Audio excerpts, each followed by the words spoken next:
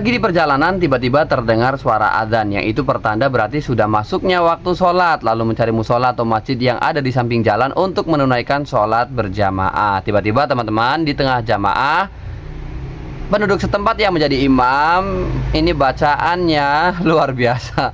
Jadi benar-benar tidak ada tajwidnya, tidak ada hukum tajwid, tidak ada hukum mat, tidak ada makhrujul huruf yang baik, yang bagus, atau dalam arti Fatihahnya tidak sesuai dengan syarat yang ditentukan atau yang dicantumkan dalam banyak kitab fikih, teman-teman ya. Lalu kemudian timbul pertanyaan dalam fikih, bagaimana hukum sholatnya si makmum? Apakah sholatnya si makmum itu sah atau batal? Teman-teman, melihat kondisi demikian, taruh ya, kita sebut saja imamnya itu disebut dengan ummi, atau orang yang tidak pandai baca Al-Quran, tidak pandai baca Al-Fatihah.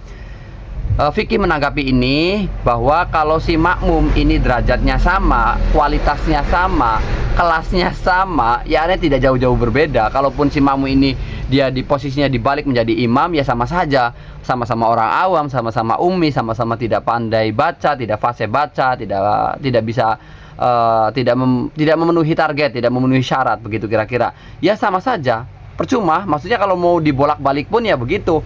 Lalu solusinya bagaimana? Kalau sama-sama orang awam, sholat sama-sama ummi, ya solusinya adalah perbanyak lagi belajar, terutama surat Al-Fatihah, yang ini tentunya menjadi pokok ya, karena masuk dalam rukun sholat.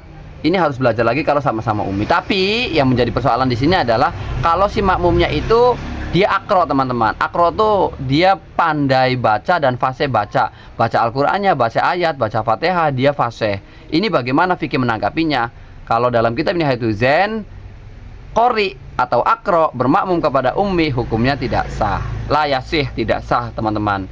Kalau tidak sah hukumnya bagaimana sholatnya? Batal, batal. Terus bagaimana? Nah, kalau seumpama si makmum ini yang akro, yang fasih, dia tidak punya perasaan tidak enakan, maksudnya kan, aduh tidak enak nih. Kalau tidak punya perasaan seperti itu, ya sudah, dia mufaroqah di waktu itu juga. Dia mufaroqah, dia sholat sendiri, lanjutkan sholatnya.